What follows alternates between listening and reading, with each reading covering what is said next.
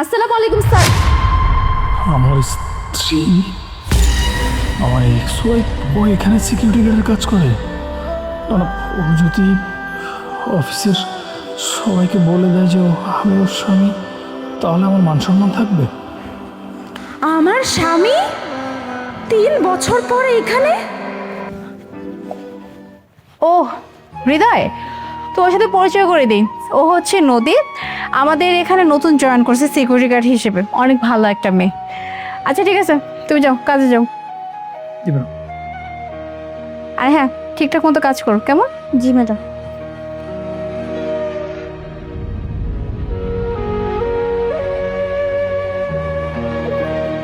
Ma'am, এই তো চা। ও এই নদী দাঁড়াও। হৃদয়, তুমি জানো নদী, এই মেয়েটার সাথে না অনেক অন্যায় হয়েছে। আর এই অন্যায়টা কে করছে জানো? এই মেয়েটা যে ছেলেটাকে সব থেকে বেশি ভালোবাসতো। নদী একটা ছেলেকে খুব ভালোবাসতো, ওই ছেলেটাও নাকি নদীকে অনেক ভালোবাসতো। তারপর ওরা দুজন বিয়ে করার পর ওদের সংসার হয়। আর এই বেচারি দিন রাত কষ্ট করে কাজ করে ওই ছেলেটাকে পড়াশোনা করায়। ওই যে অনেক ভালোবাসে, তাই এই মেয়েটা চেয়েছিল যে যত কষ্টই হোক ওর হাজব্যান্ডের স্বপ্নটা পূরণ করবে। আর এই মেয়েটা দিন রাত কষ্ট করেই থাকে। আর এইভাবে যখন একটা সময় ওর হাজব্যান্ড অনেক বড় একটা ভালো চাকরি পায়, ব্যাস তখনই এই মেয়েটাকে লাথি মেরে চলে যায়। একটাবার চিন্তা করো, ওই ছেলেটা কতটা খারাপ একটা মানুষ। এই মেয়েটা এত কিছু করলো ওর জন্য, অথচ যখনই ওর দিন পাল্টে গেল তখনই এই মেয়েটা কেউ ভুলে গেল। খুবই খারাপ করছে, তাই না? জি জি জি জি ম্যাডাম, খুব খুব খারাপ হয়েছে ওর সাথে। জানতে চাইবে না ওই ছেলেটা কে? হ্যাঁ ম্যাডাম, কে ওর সাথে এরকম জঘন্য কাজটা করলো? লজ্জা করলো না? এখন আবার এই কথা বলতে যে খুব খারাপ হয়েছে ম্যাডাম? কিভাবে পারলা তুমি এই মেয়েটার সাথে এরকম একটা কাজ করতে, যে মেয়েটা তোমার জন্য এত এত কিছু করছে? আর সেই মেয়েটাকে কি না নিজে যখন একটা ভালো পজিশনে একটা চাকরি পেয়ে গেছো, আর ওই মেয়েটাকে মাঝপথে লাথি মেরে চলে আসছো। একটাবার চিন্তা করো নাই যে এই মেয়েটা কিভাবে থাকবে, কিভাবে খাবে, কই থাকবে? ম্যাডাম, আপনি আমাকে কেন এইসব কথা বলছেন? আমি তো কিছুই বুঝতে পারছি না। আচ্ছা, অবশ্যই এটা তো একটা গুড কোয়েশ্চেন যে আমি তোমাকে কেন এসব বলছি, বা আমি কি করে এত কিছু জানলাম তোমার পার্সোনাল লাইফ ব্যাপারে। ওকে, আমি বলছি যে আমি কি করে জানছি। ম্যাম, এই যে ফাইলটা।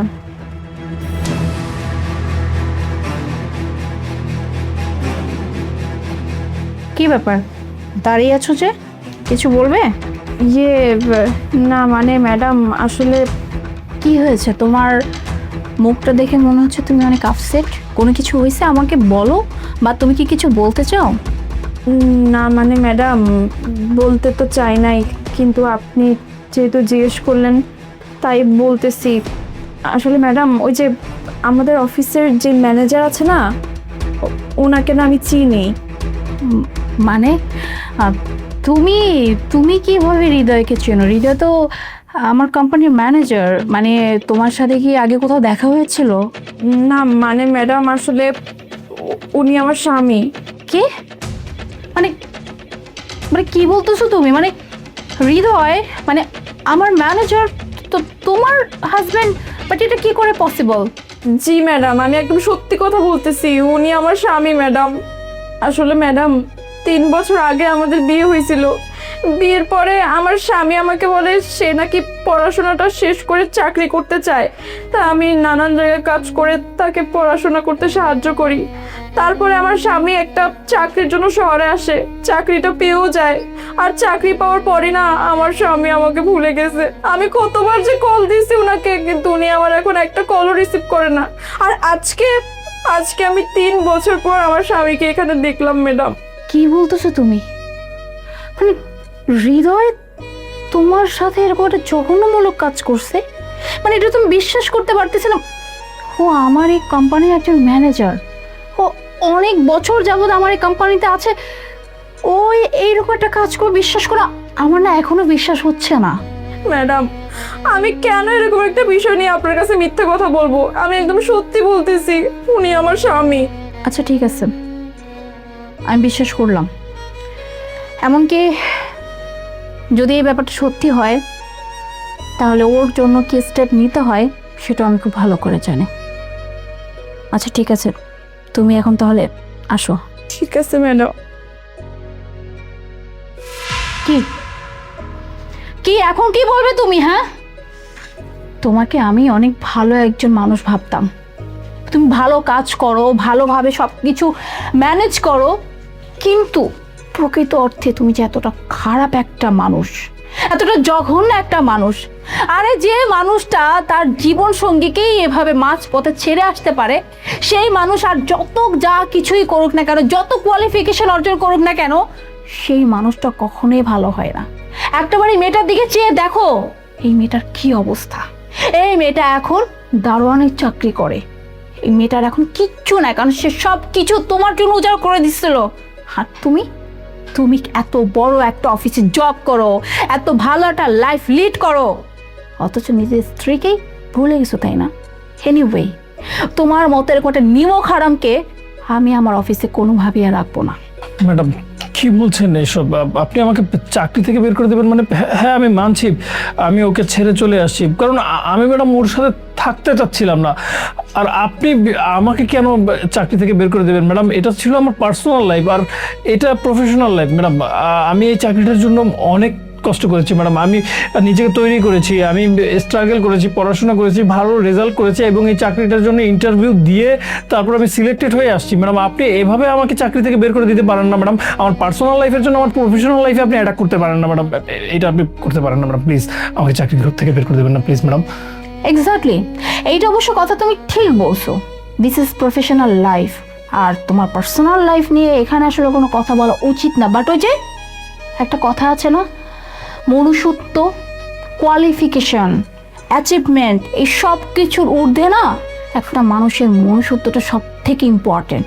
আর আমার কাছে এটাই ইম্পর্টেন্ট যে আমার অফিসে যে এমপ্লয়ি কাজ করবে, তার যতই হায়ার কোয়ালিফিকেশন থাকুক না কেন, যত এক্সপিরিয়েন্স থাকুক না কেন, সে যদি মানুষ হিসেবে অমানুষ হয়, তার কোনো জায়গা আমার অফিসে নাই। আর তুমি তুমি এই মেয়েটার সাথে একটু না বহু অন্যায় করছো। এই মেয়েটার জীবন নষ্ট করছে, এই মেয়েটার বিশ্বাস ভাঙছো, আর এইরকম বিশ্বাসঘাতকের কোনো জায়গা আমার অফিসে নাই। সো তুমি যতই কোয়ালিফিকেশন অর্জন করা মানুষ হও না কিসের জন্য, যতই ভালো কাজ করো না কেন, তোমার মতো মানুষকে আমি আমার অফিসে কোনোভাবেই রাখবো না। ম্যাডাম আপনি আমাকে বের করে দেবেন না প্লিজ ম্যাডাম। আমি ম্যাডাম আমার বেস্টটা দিয়েছি আপনার কোম্পানিকে, আমি চেষ্টা করেছি যেন সবসময় কোম্পানির ভালো হয়, কিন্তু ম্যাডাম আপনি এভাবে একটা সামান্য কারণে আমাকে বের করে দিতে পারেন না ম্যাডাম। প্লিজ ম্যাডাম আমার কথাটা শুনুন, আমাকে একটা সুযোগ দিন ম্যাডাম।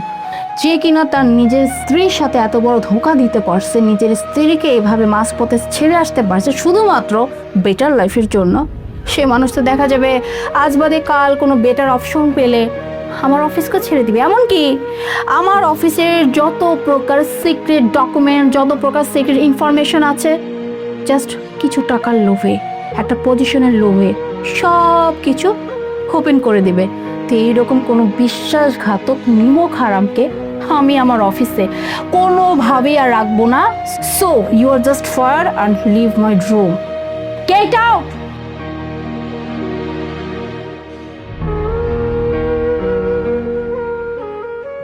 নদী, আসলে আমি তোমার জন্য বেশি কিছু করতে পারলাম না।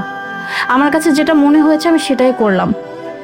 তোমার হাজবেন্ড, ওর মতো একটা নিমক হারামকে আমি আমার অফিসে কোনোভাবেই রাখবো না। আর হ্যাঁ, একটা কথা, আমি আমার জায়গা থেকে যথেষ্ট চেষ্টা করব যাতে করে ও আর কোথাও জব না পায়। আর তুমি চিন্তা করো না, তুমি আমার এই অফিসেই থেকো, আর বাদবাকি তোমার জন্য যা কিছু করা লাগে সেটা আমি করব। কেমন? তুমি এখন তোমার ডিউটিতে যাও। ঠিক আছে ম্যাডাম।